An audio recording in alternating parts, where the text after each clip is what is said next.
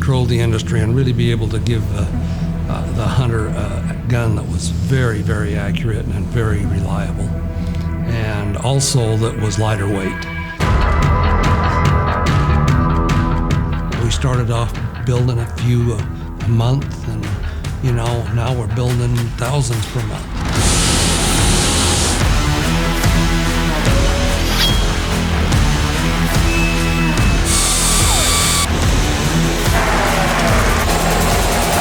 We took Christensen Arms from being just this kind of obscure Western brand that had really expensive rifles that a few people could afford, to something that had all of its own technology with receivers and stocks. We really grew it into something special.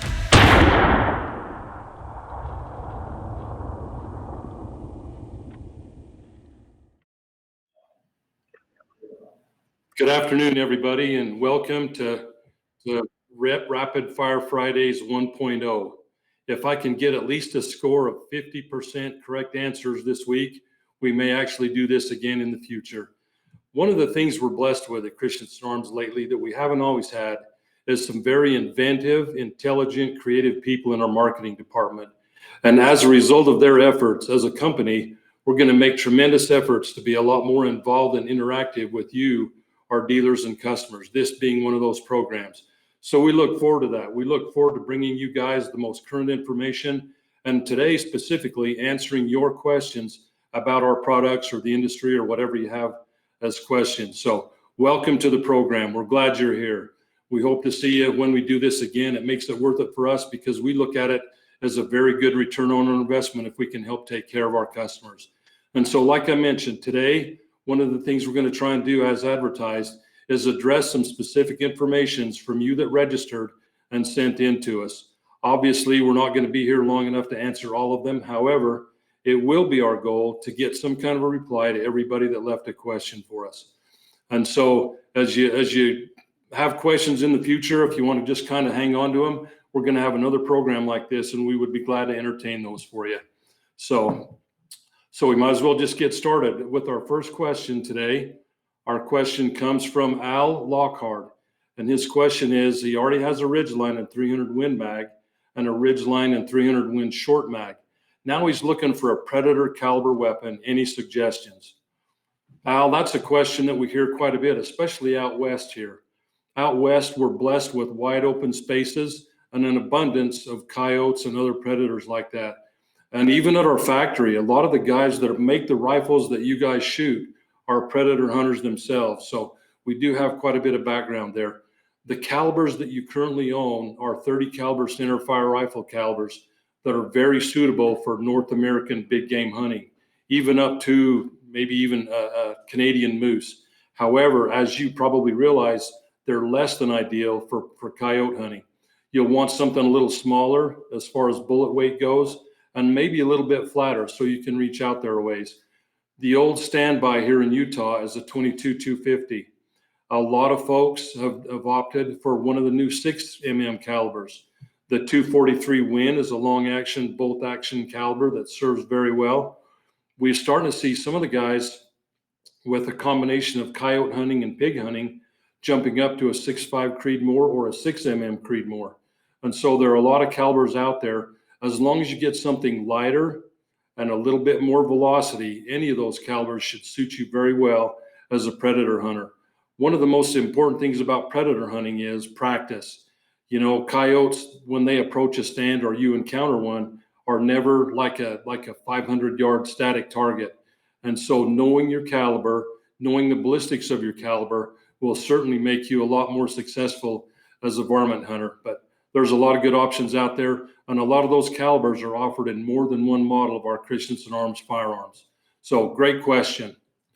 Our next question comes to us from Joe Housel. Opinions on the 300 Win mag versus the 300 Win short mag. He's mainly hunting in Pennsylvania, but he'll head out west for elk and muleys. He's considering a Ridgeline TI, but also a Traverse. He's looking at a 24-inch barrel, but the 300 Win in our Ridgeline has a 26-inch barrel and a 24-inch barrel in the Traverse. I just don't know much about the 300 WSM caliber. So the 300 Win mag and the 300 Win short mag are in the same zip code as far as ballistics go. The Win Mag is a belted magnum. It's a long action caliber, which differentiates it from its shorter cousin, the 300 Win Short Mag. Both of those calibers will absolutely have the ammunition selection, bullet weights, and velocities that will allow you to accomplish what you're going to try and do with that rifle. The one advantage to a 300 Win Mag, it's a long action. And a lot of rifle folks like the feeding of a long action as opposed to a short action. The Win Mag has a lot more ammunition available, both in bullet weights and manufacturers, and it tends to be a little bit less expensive to shoot than 300 Win Short Mag. Now, advantages to the 300 Win Short. Obviously, it's a short action, and so your bolt throw is shorter, and a lot of people feel like that's a more comfortable and a quicker action to run than is the 300 Win Mag. Both of those will be great. As far as barrel lengths go, 24 to 26, you don't pay a real high ballistic price for that 2 inches of barrel. Both of them would certainly carry enough downrange energy to be an effective big game rifle, about as far as most of us would take a shot. So really no wrong answer there. Both of those calibers would be great for you. So either way, you'll be okay and on your next elk hunt. Our next question comes to us from Jacob Ruth. Gosh, I'm not even going to try that. Rothgeb. And this is a really good question as well. I don't have a rifle, but I'm ready to buy one. I want to know what model you guys recommend. He's going to be hunting out west. He doesn't want a very heavy gun. And the older you get, Jacob, I can tell you, the more true that is. Wants something comfortable to shoot at distance. He's got an elk hunt booked for November. He bought a Browning X-Bolt LR 300 Win Mag, and I do not like it at all. Any help would be appreciated. Jacob, probably one of the biggest keys to choosing the right caliber for you in this case would be to decide what you do not like at all about your Browning rifle, and then look for a model of rifle that does not have those same characteristics. Pick out what you dislike about the rifle that you have, and then look for something different in the rifle that you want to replace it with. For us, our Mesa rifle is our entry-level steel-barreled rifle. It's available in all the big game calibers. The Ridgeline is our entry-level carbon-barreled rifle. The Ridgeline has a standard sporter stock on it. It provides enough barrel length in the larger calibers to be a very, very good choice for almost anything as far as big game hunting. And in 2020, as we mentioned earlier, it is still by far our most popular SKU. The Traverse rifle, I would not discount the Traverse rifle. The Traverse rifle, we're going to talk about it a couple of times today, I would guess. It ships with the Monte Carlo style stock. So it's got the raised cheek piece. It's got the wider fore end out here. And for a lot of people, this stock fits them better as a shooter than a standard sporter stock. So you ought to look at the Traverse. And then always when we talk about either long range precision shooting or somebody that's going to use it for a hunting rifle, there's a lot of reasons to choose the modern precision rifle. It's very lightweight. It's easily adjustable for cheek rise and length of pull. So depending on what optic you mount, you can custom tailor the rifle to you, the shooter. It's fairly easy and compact to carry. It folds, and it just folds to the bolt side so that you've got a smooth side to put in a backpack should you decide to backpack that rifle. So those four options would all be great for you, depending on what you want to look for in a rifle. They start at $12.95 and they go up to $23.95 in the Traverse. And so decide what you dislike about the Browning, and then figure out what you like in one of the other models that we have, and maybe one of those would be the next best solution for you as far as a rifle that you'd enjoy. As far as calibers for deer, 6.5 PRC, 30-06, 270 Winchester were great. If you're going to jump up to elk, 7 Rem Mag, 300 Win Mag, 28 Nosler. A lot of new shooters, a lot of big game hunters are now carrying the 28 Nosler in the field and have had great luck. And then also the new 300 PRC. Right now, as we all know, it's hard to find ammunition for any of those. But at some point when we can find ammunition again, that would make a great choice for your next rifle that hopefully you'll enjoy better than the one you have now. So thank you. Our next question, Dave Piavas Jr. I recently purchased the MPR and 300 Win Mag. Does anyone have any recommendations for me, a first-time Christensen owner? And that would be a good one if we could get maybe a few of the other people on the owner's Facebook page to kind of chime in and maybe echo what they like about their MPR. It's just like anything else. If you're a brand new first-time guy, the best thing you can do is just kind of do a little bit of research, have a good foundation for your shooting future, and then just spend time with the rifle. Learn all you can about the caliber you have. Learn all you can about the ballistics and how to get the best performance out of your rifle. It's a good idea too to recognize the features you have in your rifle. Sometimes the rifle may do something that you're not aware that it does. For example, the adjustability of the recoil pad. Make sure that you fully understand how to properly set your length of pull, and then the cheek rise adjustment too. I will mention that if you're a first-time user of a modern precision rifle, we're getting a lot of feedback from guys who are being very successful putting a little bit of moleskin or a padded foam adhesive surface to the carbon fiber cheek rest. It makes it warmer when it's cold outside and gives you a little bit more cushion right there on your cheek. Learn what you can about taking care of your barrel and what you need to do to make sure that you give your barrel a good life. One of the most important things you can do as a first-time rifle owner is manage the heat in the barrel. The thing that will determine the barrel life for you, and to a certain extent the accuracy, is managing the built-in heat in the barrel. The cooler you can keep your barrel, the longer the barrel will last and the happier it will be, which is another advantage of a carbon wrapped barrel, because the carbon fiber does in fact help dissipate heat from the chamber of the rifle. So that's a very good question. Hopefully you'll get a few more answers better than mine on the owner's Facebook page. There's just no substitute for talking to people that have already done what you're doing. So that's a great question. And if we can help you at the factory, please give us a call. And if you have any questions we can answer for you there, we will be very glad to. So great question, and congratulations on your first choice of a rifle. The next question we have, Craig Worthrich. He bought a Mesa and 300 PRC looking for a long range scope. What do you think is good for that caliber? Thanks. Craig, you just asked probably the $64 question of the day. And the people with the highest gun IQs, I have noticed, spend almost as much time researching their optic as they do their firearm. After all, the optic you mount on your rifle will be everything to acquiring a target that you're trying to hit. If you spend a lot of money on a rifle and $89 on an optic, you're not going to have a combination that will work well for you. And so a general rule, a lot of the serious rifle guys I know have a kind of a standing rule. They try to spend about the same amount of money on an optic as they do their firearm. There's nothing magic about that, and there are some great scopes out there for not much money, but to a great extent, you will get what you pay for in that optic. Some of the things to look at as you consider an optic for any rifle, not just a Christensen, but any rifle. How much am I willing to spend? What does my budget allow? How much do I want the optic to weigh? There are some optics out there that are so bulletproof that you'd have a very hard time ever damaging the optic, but they tend to be very, very heavy. How much magnification do I want in my optic? And that's going to be driven by the intended purpose of the rifle. If a hunting rifle, you may not wish to have quite as much magnification overall as you would if you're going to shoot long range precision. So how much magnification do I have? The reticle in the optic is huge. The reticle is the pattern inside the optic that allows you to locate the target, to find the point of impact. Some reticles, many of you know, look like a landing strip on an airport or a Christmas tree. They literally have 100 different declinations and hash marks in there. And to a lot of new shooters, that could be very, very confusing. And then some of them are just as simple as a standard crosshair.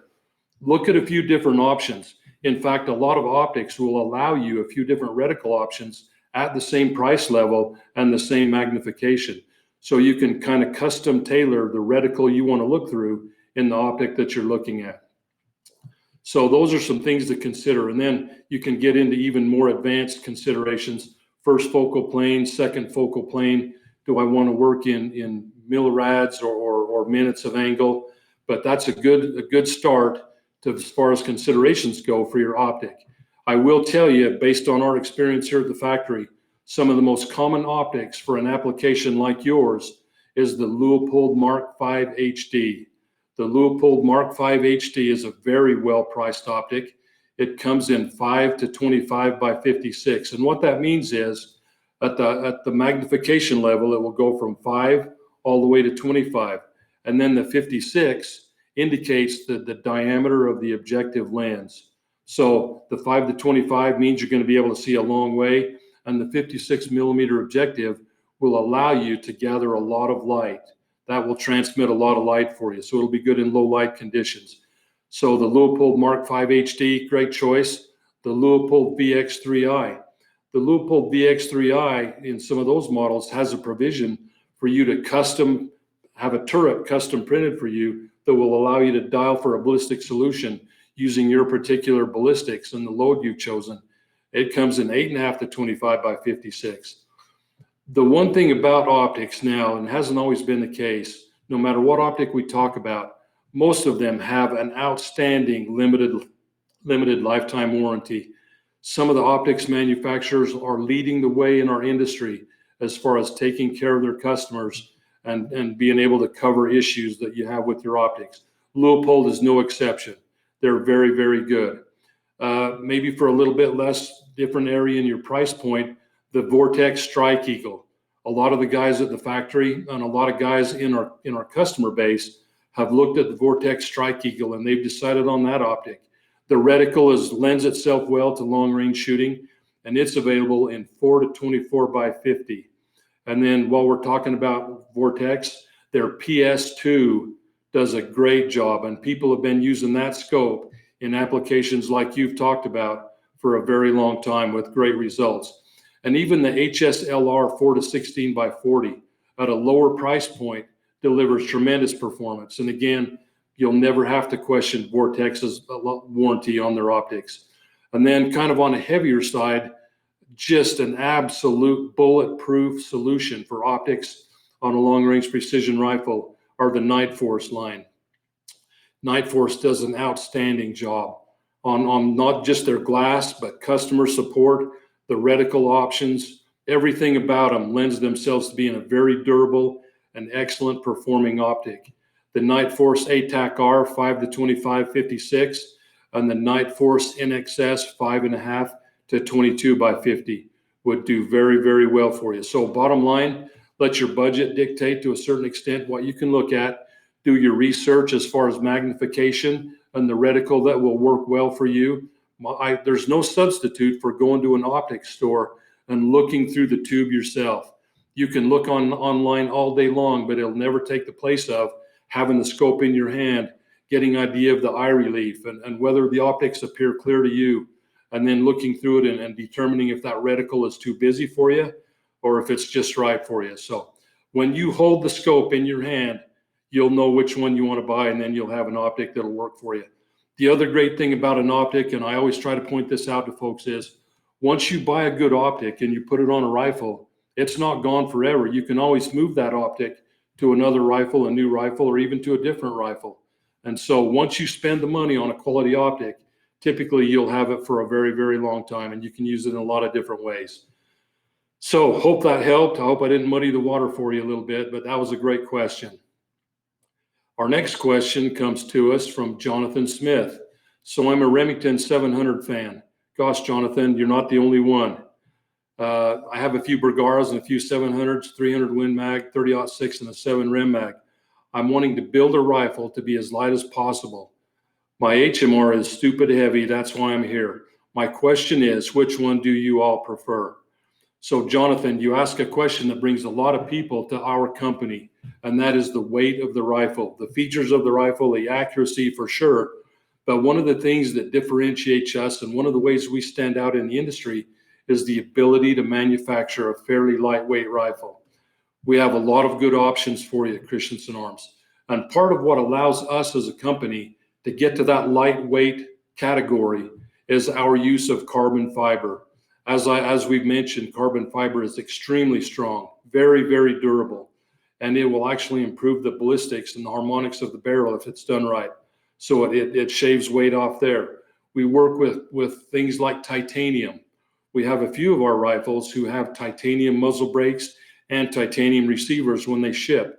and both of those shave ounces off the overall weight of the firearm. So we view ourselves as specializing in lightweight rifles. As far as options from us, our Ridgeline comes in at about a 6 to a 7 pound weight range, depending on short action and barrel length, or a long action and the longer barrels. So you're looking at about a 6 to 7 pound weight range there. Our MPR or Traverse, all of those rifles will be kind of in the 6.5 to maybe just a little bit over 8 pounds. And I don't have one on my desk right here today with me, but one of the things that you should consider, depending on how important it is for you to have a lightweight rifle, is one of our Summit Series rifles. The Summit Series rifles for us are our top tier rifle. That is as good as it gets from us. Everything about the Summit rifle is an upgrade, to include the carrying weight of the rifle. Our Summit rifles start at about 5.3 pounds, and then they go up a little bit to just under 6 pounds. Our Summit rifles are made from not just a composite stock, but a hand-laid aero-grade carbon fiber stock. Extremely light and very, very strong. We bed the action, we upgrade the trigger. As we mentioned, titanium action, titanium receiver, and a titanium muzzle brake. Those Summit Series rifles at that higher price tag, instead of a sub MOA guarantee, they will come with a sub half MOA target in the box, verifying that increased accuracy guarantee. So lightweight, extremely accurate, and will serve you very, very well. A lot of times too, we talk about a hunting rifle and going to some fairly extreme places, carrying them on our backs, exposing them to weather. One of the considerations, and we've sold a lot of rifles lately in Yukon. I think some guy named Jim Shockey actually carries one of our rifles. He's got a Traverse in 300 PRC. We sell a lot of our rifles where hunters hunt in inclement weather. We don't have a walnut stock to split and crack and absorb moisture. Carbon fiber on the barrel will never rust. So the rifle, part of the features of the rifle will lend themselves to a harsh hunting situation. So great question. We specialize in lightweight rifles. Depending on how much you want to spend and how much you want to save in weight, we can definitely come up with something for you. So great question. Our next question. Before I finalize mounting, is 3/16 good on the clearance for my MPR in a 300 Win Mag? He's using a Spur SP 5001 mount and a Leupold Mark V HD 5-25. So Chris, the short answer to your question is absolutely. 3/16 of an inch clearance. And I'm just assuming what you mean by clearance is the clearance between the objective bell and the barrel of your rifle. If you've got 3/16 of an inch between the barrel and the bottom part of your objective bell, that's almost ideal. Our customers are looking for somewhere between 1/8 of an inch and 1/4 of an inch at the most. So that's one aspect of the clearance you're looking for as you decide to mount an optic on your rifle. You can regulate how far your objective bell is off of the barrel by changing the height of your scope rings. If you're using rings and mounting them to a one-piece optic rail, you can change your height a little bit or adjust that using a different height ring. Some other considerations as you think about clearance. It isn't just all about the objective bell and clearing the barrel. You need to worry a little bit about proper eye relief. You're going to want to make sure that your eye relief is set forward and back so that you have a full field of view in the ocular bell. You're going to want to make sure that the ocular bell will clear your bolt handle as you work your action. At Christensen Arms, we offer a tactical bolt knob. If you've got a Ridgeline rifle and a large ocular bell on your optic, you may want to consider going to the web store and picking up a longer tactical bolt knob to have your hand further away from the ocular bell as you work your action. Sometimes that little bit of additional clearance with your hand makes a difference of being able to run your bolt well. The other thing that a lot of people don't think about, and we probably should, is if you've got an optic like this Leupold with a fairly substantial windage turret on it, where is that windage turret going to be as far as clearance of a spent case or a loaded round coming out of your receiver? On occasion, we see folks that run into interference between the turret and a round as it's trying to exit the receiver, the chamber. So there's a lot of things to consider when it comes to clearance on an optic, a lot of different ways to take care of that. One of them, obviously, like you said, is 3/16. The other thing you need to keep in mind is if you have 1/8 of an inch of clearance between your objective bell and your barrel, and you decide at some point to put over the tube scope caps on there, you may not be able to put scope caps on there. These loophole caps are going to work because they're the same diameter as the scope. So you want to consider that too. Are you going to try and run scope caps on there? But those are all great questions. Again, when we talk about adjustability, as you raise your scope, on occasion, some people's facial conformation doesn't allow a good cheek weld. So if you have a large objective bell, your scope is a long ways off your receiver, the stock that you have may not match your cheekbone and your facial conformation and allow you to get a good consistent cheek weld. That's why sometimes, on occasion, the raised cheek piece on the Monte Carlo stock will be perfect for you, or you can opt for one of the rifles that we offer that is adjustable. We offer a lot of our rifles that are adjustable for cheek rise and length of pull with spacers and screws, or in this case, adjustable on these tracks by just loosening the Allen head set screws. That way, you can get the proper clearance of your optic on your firearm and then still custom tailor the fit of that rifle once you have your optic mounted to you, the shooter. The better, the more comfortable you feel shooting the rifle, the more accurate you're going to be. When you shoulder your rifle and get a good field of view through your optic, that should feel almost like coming home to you. It needs to be very natural and very comfortable to you. So that's a great question, and one that every one of us have been through. It's not always easy to find the right. In fact, I've gone through sometimes one or two optics before I found the one that was the perfect fit for that caliber and that firearm. So that's a great question, though, and I hope we helped you a little bit. Our next question comes to us from Joe Housel. It's Joe Housel 2.0. He asks, is the jump from a Ridgeline to the Traverse worth it? Probably at least twice or 3 or 4 times a day, we get a phone call that says, I'm looking at the Ridgeline and I'm looking at the Traverse. Which one would be best for me? And the single best answer to that would be, it would be driven by the style of stock that fits you, the shooter, the best. If you're comfortable with a slim, slender sporter stock that our Ridgeline ships with, the raised cheek piece isn't a big deal to you. You like the feel of the narrower forend out there, and you want to save a little bit of money. Obviously, the Ridgeline would be by far the best choice for you. And it, like I mentioned earlier, is still by far the most sold SKU for us. We sell more of that rifle than anything else. But to a lot of shooters, myself included, and sometimes it tends to be the older school guys, we really like the raised cheek piece and the better cheek weld we get, and the view through our optic seems to be better when we've got a Monte Carlo cheek piece on here. The Traverse also ships with a wider forend on the stock. It's a little more substantial for your hand out there as you hold it. Some of the upgrades besides the stock difference are the Traverse will ship with a 0 MOA one-piece optic rail on it. You would have to buy that for the Ridgeline.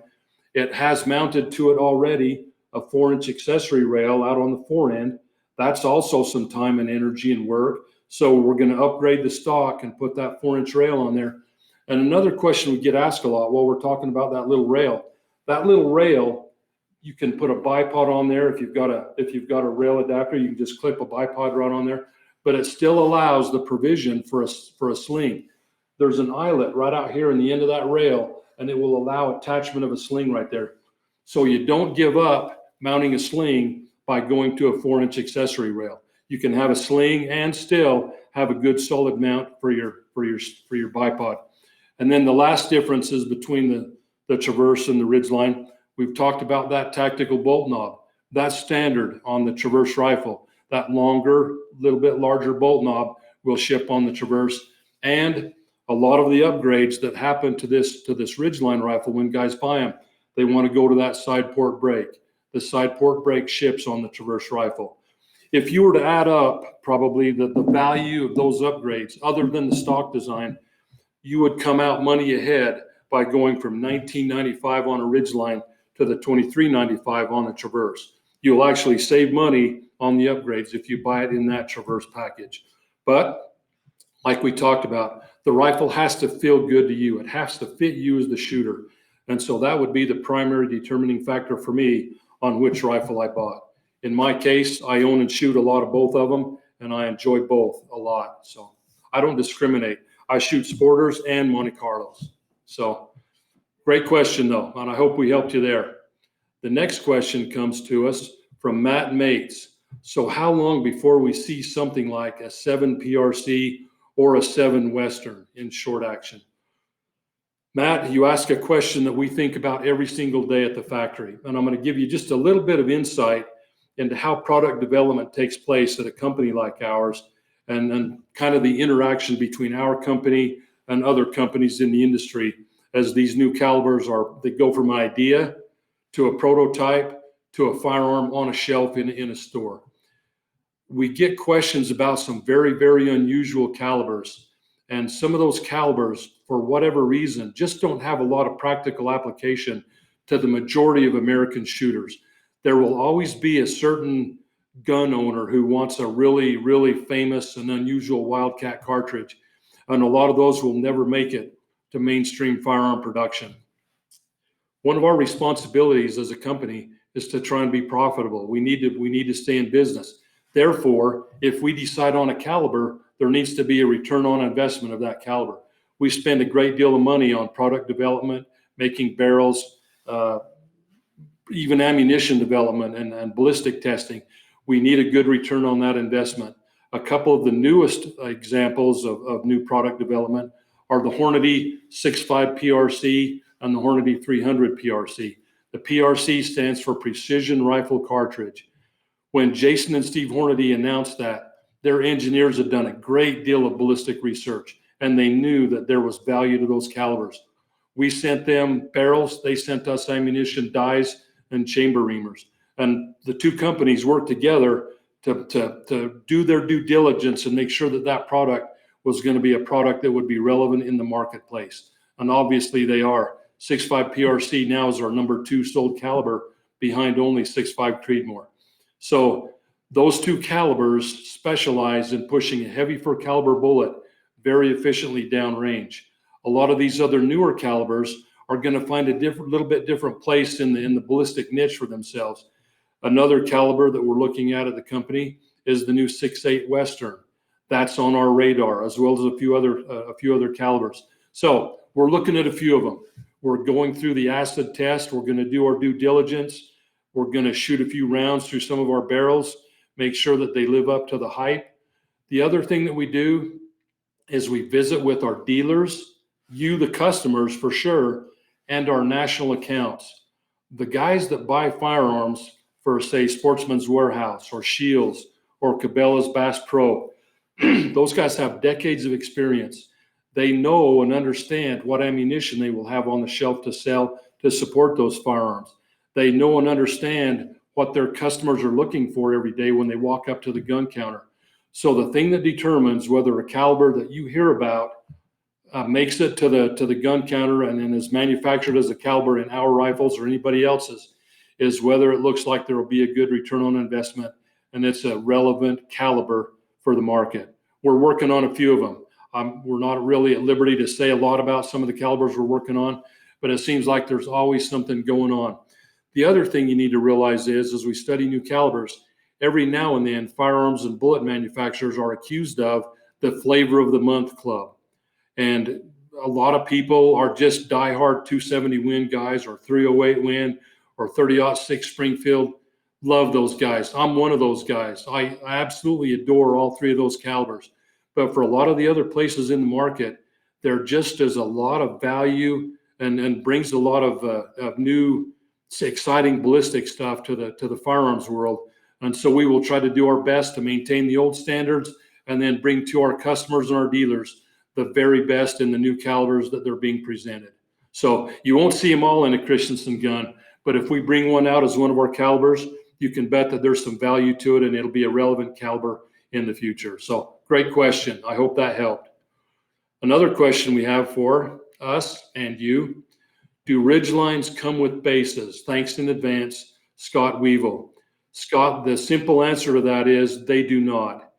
All of our Mesa and Ridgeline rifles, that don't have an optic rail machined integral to the receiver are in the Remington 700 pattern. So it'll be either a short action or a long action Remington 700 compatible with the number 6x48 screws. Every once in a while, we'll have a customer say, hey, I bought a rail, but my screws don't fit. That's because they bought a rail that has the 8x40 screws. So Remington 700, and then either short action, long action, and 6x48 screws. As you consider a rail for your firearms, at Christensen Arms, we have engineered and sell on our website a really, really great one-piece optic rail for our firearms. And one of the things that makes our rail different than everybody else's rail, and I know it's going to be very, very hard to see this, but it's a standard rail. Plus, we have machined into the rail a little cleat. There's a cleat in the front and a cleat in the back of that rail, so that as that rail mounts to your rifle, those cleats will nestle down inside the opening in the receiver, and it will provide a very strong rail on that receiver, because we limit the forward and back motion ability of the rail by having those cleats machined into it and nestling into that opening in our receiver.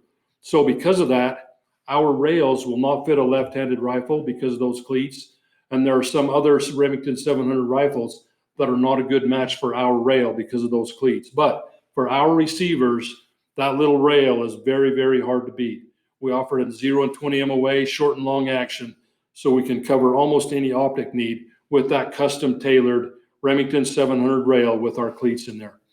The other thing I would mention to you is we're talking about our Ridgeline receivers.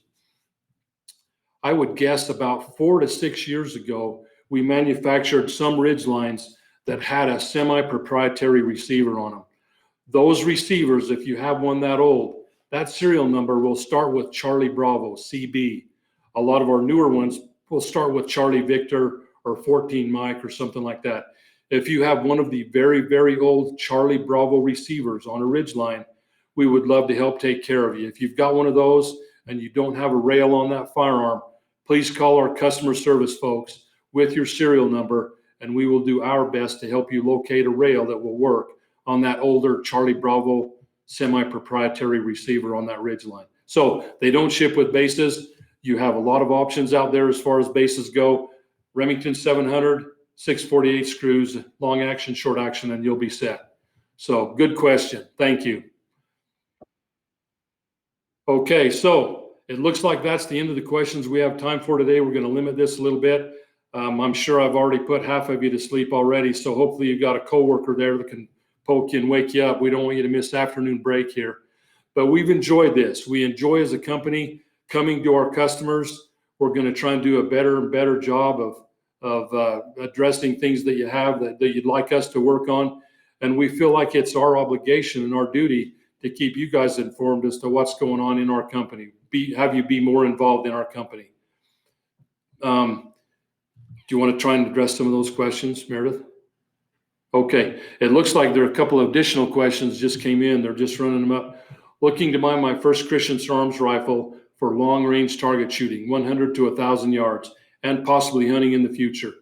I have a stockpile of .308 ammunition left over. I'm not stuck on that caliber though. Thinking an MPR, but what would your suggestion be? Probably one of the fastest growing demographics for Christensen Arms right now, including myself and some of our marketing team and a lot of the guys in the factory, is the satisfaction and the therapy that we get from pulling trigger on paper and steel at extended ranges. The new ballistics and a lot of the new calibers are they lend themselves so much to being effective at long range that it's just a really exciting advancement in firearms in North America. And we're proud to be kind of on the cutting edge of that. The MPR would be a great starting place for that long range precision shooting.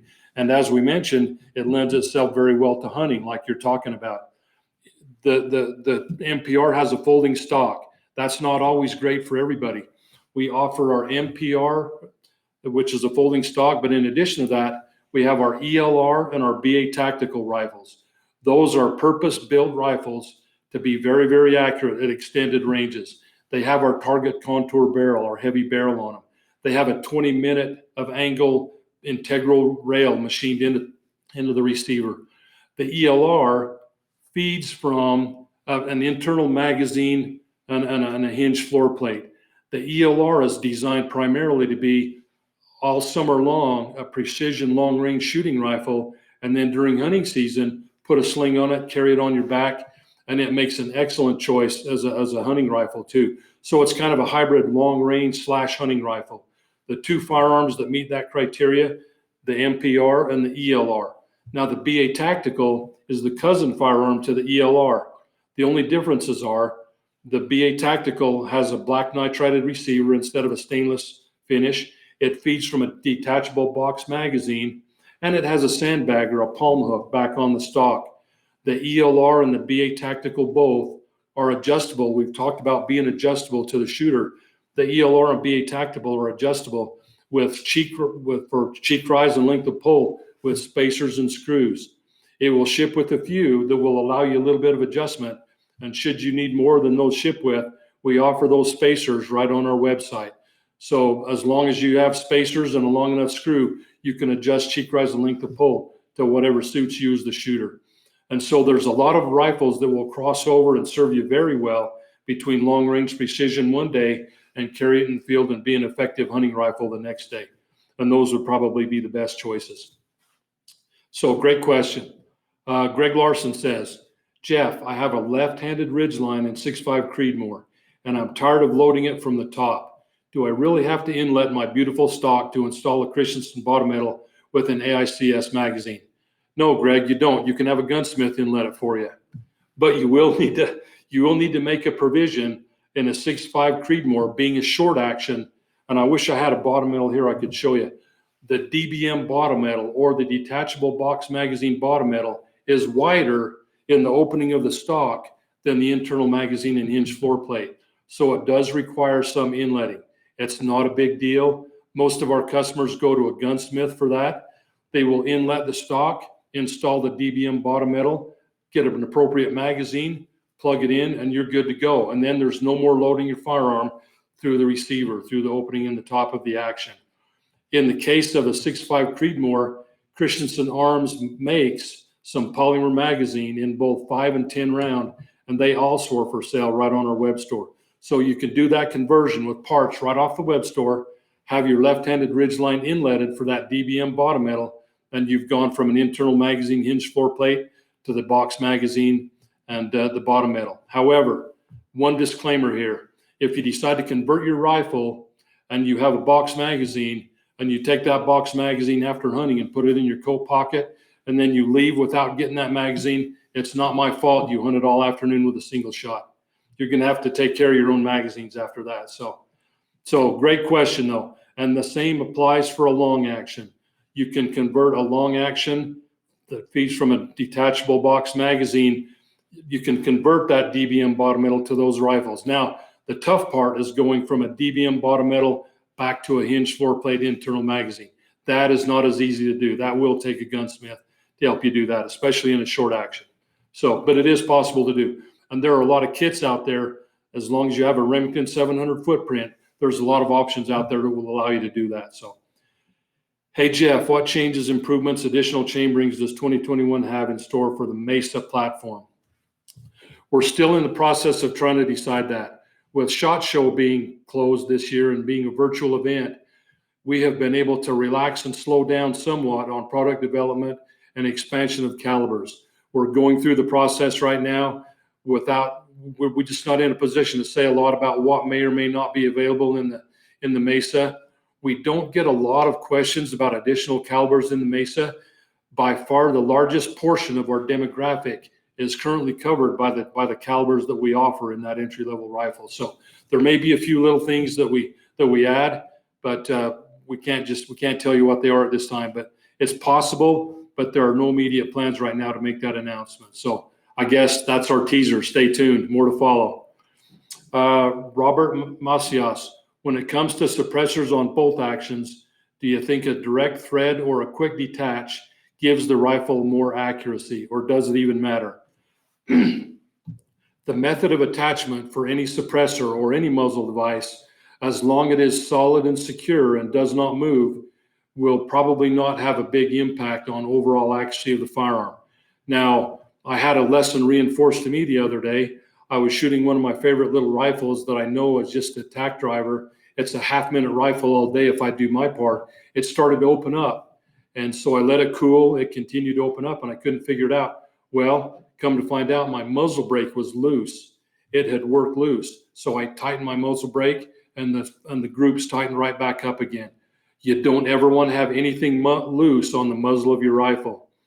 Both a direct mount and a QD mount, from my personal experience, are equally accurate. The one thing you're going to want to pay attention to is this. If you change a muzzle brake to a thread protector, or a thread protector to a suppressor, anytime you change the mass or the weight of a muzzle device on the end of your barrel, it has the potential to cause a shift in point of impact. And one of my rifles, when I put my Omega suppressor on there from Silencer Co., I know without a doubt it's going to go down 1 inch and right a half an inch. It's repeatable. And then if I take it off and reinstall my radial brake, it goes left a half an inch and up an inch, and point of impact is restored to where it was before the suppressor. So either way will be equally accurate for you. Some suppressors actually will act as a shooter. You may see better accuracy because the rifle is quieter and it helps to mitigate the recoil. If it's a more pleasant, comfortable experience as a shooter, you tend to be a little more accurate. And certainly suppressors have the potential to do that. So yeah, good question. I hope we answered it for you. Just be mindful of the potential for a shift in point of impact as you change anything about your muzzle device. So, but that's a great question. And I think it's a question we're going to see more and more as suppressors become more and more available. There just are a ton of really, really great options out there for suppressors. They're very well designed. In some countries, many of you already know, you cannot hunt legally without a suppressor on your firearm. I'm not sure that will ever be the case here in the United States, but certainly we're lucky to have that as an option, even though we got to jump through some proverbial hoops to do it. The lead times are getting better, suppressor designs are getting better, and for a lot of us, it makes shooting a lot more pleasant. So great questions though, all of them. So with that, we're going to wrap up our program. I hope you've enjoyed Rapid Fire Fridays as much as I am. If I got an 80% or above on my quiz today, I get an hour off on Friday afternoon. So I want to go check my score and hopefully get out of the factory a little bit early today. We've enjoyed having you here. We appreciate you being customers. Christensen Arms, in spite of all the recent growth, will never be so big that we don't care about every single customer that we have. And if you feel like as a customer we have fallen short of that, please, in a respectful, courteous manner, let us know that. And we will work very, very hard to undo that and let you know how much we truly appreciate you.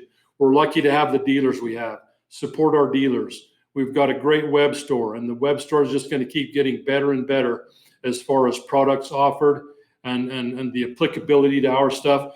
What you buy on our web store will make your Christensen Arms firearms and you as a shooter better. So we're working really hard to try and be a better company. Hopefully with your support, we'll do that again in 2021.